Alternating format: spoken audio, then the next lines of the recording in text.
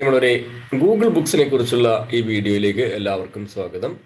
ലക്ഷക്കണക്കിന് പുസ്തകങ്ങളിൽ നിന്ന് അറിവും ആശയങ്ങളും സ്വായത്തമാക്കാനുള്ള ഗൂഗിളിന്റെ ഒരു വിസ്മയ ശേഖരമാണ് ഗൂഗിൾ ബുക്സ്. ഞാൻ doctor Surendran Cherukodan, assistant librarian, Cochin university of science and technology, Cochin. എന്നാൽ ഈ വീഡിയോയിൽ പറയുന്ന അഭിപ്രായങ്ങൾ വ്യക്തിപരമാണ്. ഞാൻ ആദ്യം തന്നെ ഗൂഗിളിന്റെ ഒരു സെർച്ച് പേജ് നിങ്ങൾക്ക് പരിചയപ്പെടുത്താം. ഇപ്പോൾ ഇന്റർനെറ്റ് ഓഫ് തിങ്സ് എന്ന് പറയുന്ന ഒരു സബ്ജക്റ്റാണ് നമ്മൾ നോക്കുന്നത്. ഗൂഗിൾ നോക്കുന്ന സമയത്ത് തന്നെ നമുക്ക് അവിടെ എല്ലാം ഇമേജസ്, വീഡിയോകൾ, വാർത്ത, പുസ്തകങ്ങൾ എന്നൊക്കെ കാണാം. പുസ്തകങ്ങൾ ഒരു ഓപ്ഷനിൽ ക്ലിക്ക് ചെയ്ത് കഴിഞ്ഞാൽ നമുക്ക് നേരെ പിന്നെ പുസ്തകങ്ങളിലേക്കാണ് പോകുന്നത്. അല്ലെങ്കിൽ books.google.com, അതായത് ഇതാ, അല്ലെങ്കിൽ നിങ്ങൾക്ക് books.google.com എന്ന് ടൈപ്പ് ചെയ്തിട്ടും ഗൂഗിൾ ബുക്സിലേക്ക് എത്തിച്ചേരാം. അപ്പോൾ അവിടെ എത്തുന്ന സമയത്ത് നമുക്ക് ഇന്റർനെറ്റ് ഓഫ് തിങ്സിന്റെ അതുമായിട്ട് ബന്ധപ്പെട്ട ധാരാളം പുസ്തകങ്ങൾ ഗൂഗിൾ ബുക്സ് ലിസ്റ്റ് ചെയ്തിരിക്കുന്നു. ഇതെല്ലാം തന്നെ നമുക്ക് തുറന്ന് നോക്കാവുന്നതും നോക്കാൻ കഴിയാത്തതുമുണ്ട്. അതുപോലെ തന്നെ എല്ലാ പേജുകളും വായിക്കാൻ കഴിയണമെന്നില്ല.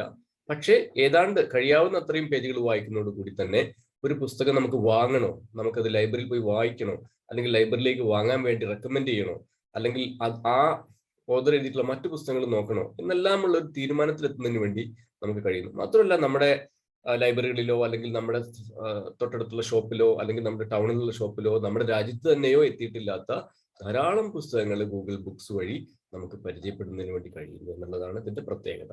ഇനി നമുക്ക് ഈ പുസ്തകങ്ങൾ തുറന്നു നോക്കുന്ന സമയത്ത് ചില പുസ്തകങ്ങൾ നമുക്ക് തുറക്കാൻ പറ്റും, ചില പുസ്തകങ്ങൾ ഒരു മാക്സിമം ഗൂഗിൾ അനുവദിക്കുന്ന അത്രയും പേജുകൾ നമുക്ക് വായിക്കാൻ പറ്റും. അങ്ങനെ വായിക്കുന്ന സമയത്ത് തന്നെ നിങ്ങൾക്ക് ഈ ഇവിടുത്തെ ഒരു ഓപ്ഷനിൽ ഇതിന്റെ ടൈറ്റിലും അതിന്റെ ഓതറും നോട്ട് ചെയ്ത് വെക്കാവുന്നതാണ്.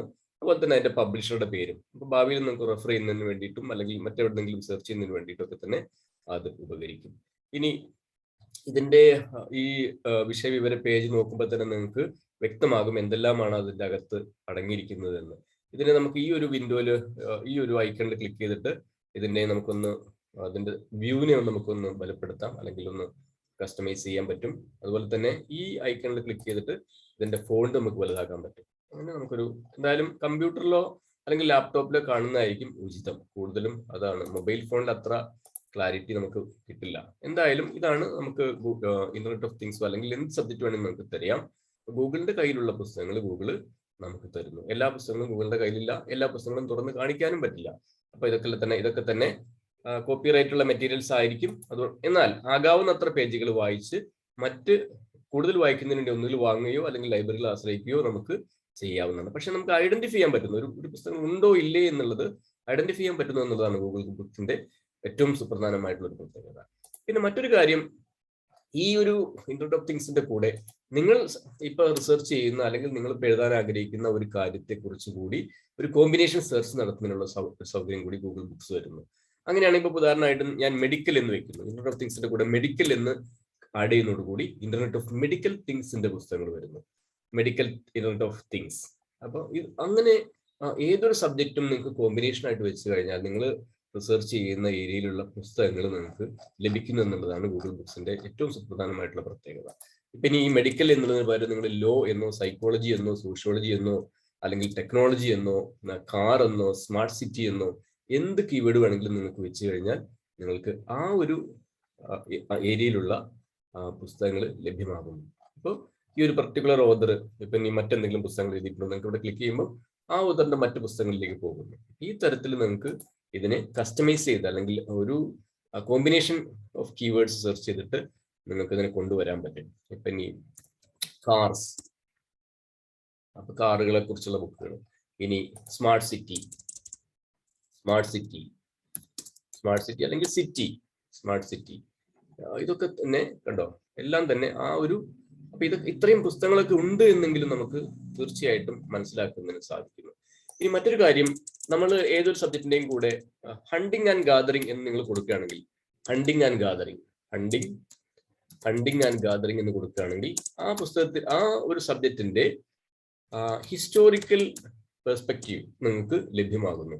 ഏതൊരു സബ്ജക്റ്റിന്റെയും ഒരു തുടക്കം നമുക്ക് ഒരു ആർട്ടിക്കിൾ ഒക്കെ എഴുതുന്ന സമയത്ത് അല്ലെങ്കിൽ നമ്മുടെ തിസിസിന്റെ ഫസ്റ്റ് ചാപ്റ്റർ ഒക്കെ എഴുതുന്ന സമയത്ത് ഇതെങ്ങനെ വന്നു, ഈ ടോപ്പിക് എങ്ങനെ വന്നു, അല്ലെങ്കിൽ ഈ സബ്ജക്റ്റിന്റെ ഉത്ഭവം, അപ്പൊ അങ്ങനെ കൊടുക്കുന്ന സമയത്ത് ഹണ്ടിങ് ആൻഡ് ഗാദറിങ് എന്ന് കൊടുക്കുന്ന സമയത്ത് നമുക്ക് അതിന്റെ ഒരു ഹിസ്റ്റോറിക്കൽ പെർസ്പെക്റ്റീവ്, ഹിസ്റ്റോറിക്കൽ ബാക്ക്ഗ്രൗണ്ട് ഉള്ള പുസ്തകങ്ങൾ, അത് ആ പുസ്തകങ്ങൾ ഉണ്ട് എന്ന് മാത്രമല്ല, ആ പുസ്തകത്തിന്റെ ആ ഒരു പെർട്ടിക്കുലർ കാര്യം ഡീൽ ചെയ്യുന്ന പേജിലേക്ക് നമ്മളെ ഗൂഗിൾ ബുക്സ് കൊണ്ടുപോകുന്നു. ഈ ഒരു ബുക്ക് നമ്മൾ ഒരു തുറക്കുകയാണെങ്കിൽ നമ്മൾ നേരെ 103ാമത്തെ പേജിലേക്കല്ല, 103ാമത്തെ പേജിലേക്ക് നേരിട്ട് നമ്മൾ പ്രവേശിക്കുക എന്നുള്ളതാണ് പ്രത്യേകത. അങ്ങനെ ധാരാളം റെഫറൻസ് നമുക്ക് എഴുതിയെടുക്കുന്നതിന് വേണ്ടി പറ്റും. ഈ ഇന്റർനെറ്റ് ഓഫ് തിങ്സ് എന്നതിന് പകരം നിങ്ങൾ ബയോടെക്നോളജി എന്നോ സോഷ്യോളജി എന്നോ അല്ലെങ്കിൽ സൈക്കോളജി എന്നോ എന്ത് വേണമെങ്കിൽ നിങ്ങൾക്ക് ആഡ് ചെയ്യാം. അപ്പൊ ആ ഒരു ടോപ്പിക്ക് ബയോടെക്നോളജി ആയി, ബയോടെക്നോളജി ഫോർ ബിഗിനേഴ്സ്, അതിന്റെ ഹണ്ടിങ് ആൻഡ് ഗാദറിങ്, അപ്പൊ അതിന്റെ ഹിസ്റ്റോറിക്കൽ പെർസ്പെക്റ്റീവ് അവിടെ കാണാൻ പറ്റും. ഈ തരത്തിൽ നിങ്ങൾക്ക് ഒരുപാട് പുസ്തകങ്ങൾ സെർച്ച് ചെയ്യുന്നതിന് വേണ്ടി പറ്റും. പിന്നെ മറ്റൊരു കാര്യം, ഇപ്പോ ഞാൻ മറ്റൊരു പുസ്തകം തരുന്നു, വെൽത്ത് ഓഫ് നാഷൻസ്.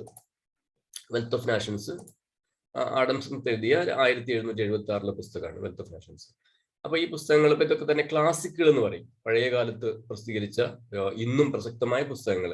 അങ്ങനെ ഒരുപാട് ക്ലാസിക്കുകൾ നിങ്ങൾക്ക് ഗൂഗിൾ ബുക്സിൽ കാണാൻ പറ്റും, അപ്പോൾ പരിചയപ്പെടാൻ പറ്റും, അത് വാങ്ങാൻ പറ്റും. വാങ്ങാൻ മീൻസ് അത് നിങ്ങൾക്ക് ആമസോൺ വഴിയോ അല്ലെങ്കിൽ നിങ്ങളുടെ ലോക്കൽ ബുക്ക് സ്റ്റാൾ വഴിയോ ഒക്കെ തന്നെ നിങ്ങൾക്ക് വാങ്ങാൻ പറ്റും. നമുക്ക് അറിയാൻ പറ്റുന്നു എന്നുള്ളതാണ് ഏറ്റവും വലിയ പ്രത്യേകത. ഇപ്പൊ ഈ വെൽത്ത് ഓഫ് നാഷൻസ് എന്ന പുസ്തകത്തിന്റെ കൂടെ നിങ്ങൾ കൾച്ചർ എന്ന് പറയുന്ന ഒരു കീവേഡ് ആഡ് ചെയ്തു, കൾച്ചർ. അപ്പൊ കൾച്ചർ എന്ന് പറയുന്ന ആഡ് ചെയ്യുന്നതോടുകൂടി അനേകം wealth of nations and culture എന്ന് പറയുന്ന പുസ്തകങ്ങൾ വരുന്നു. ആക്ച്വലി ഇങ്ങനെ ഒരു പുസ്തകം ഉണ്ടോ എന്ന് ശരിക്കും നമുക്ക് അറിയില്ലായിരുന്നു പണ്ട്. അപ്പോൾ ഇങ്ങനെ ഒരു ആസ്പെക്ട്സ് ഉണ്ട്. കൾച്ചർ ഒരു നാഷന്റെ ഡെവലപ്മെന്റ് വലിയൊരു ഘടകമാണ് എന്നാണ് ആ പുസ്തകം പറയുന്നത്. അതുപോലെ തന്നെ മറ്റ് നിങ്ങൾക്ക് ഈ കൾച്ചർ എന്നുള്ള പകരം ആർട്സ് എന്നോ സിനിമ എന്നോ ടെക്നോളജി എന്നോ ലോ എന്നോ എന്ത് വേണമെങ്കിലും ആഡ് ചെയ്യാം. ഇപ്പൊ ആർട്സ് കൊടുക്കുമ്പോൾ വെൽത്ത് ഓഫ് നാഷൻസിൽ ആർട്സിന്റെ പങ്ക് വ്യക്തമാക്കുന്ന പുസ്തകങ്ങളാണ് വരുന്നത്. കണ്ടോ? അപ്പൊ ഇതുപോലെ നമുക്ക് ഒരുപാട് പുസ്തകങ്ങൾ നമുക്ക് കാണാൻ പറ്റും.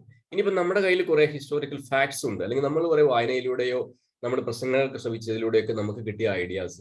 ഇപ്പൊ സ്റ്റീവ് ജോബ്സിന്റെ കാര്യം. സ്റ്റീവ് ജോബ്സ് അദ്ദേഹത്തിന്റെ അമ്മ വളർത്താൻ ആഗ്രഹിച്ചില്ല, അവര് അൺമാരീഡ് ആയിരുന്നു. അപ്പൊ അവര് സ്റ്റീവ് ജോബ്സിനെ അഡോപ്റ്റ് ചെയ്യാൻ വിട്ടു. പക്ഷെ ഒരു കണ്ടീഷൻ പറഞ്ഞു, സ്റ്റീവ് ജോബ്സിനെ അഡോപ്റ്റ് ചെയ്യുന്ന പാരന്റ്സ് ഗ്രാജുവേറ്റ്സ് ആയിരിക്കണം. അപ്പൊ നമുക്കൊരു കീവേഡ് കിട്ടണം, ഒന്ന് ബയോളജിക്കൽ മദർ, അഡോപ്ഷൻ, ഗ്രാജുവേഷൻ.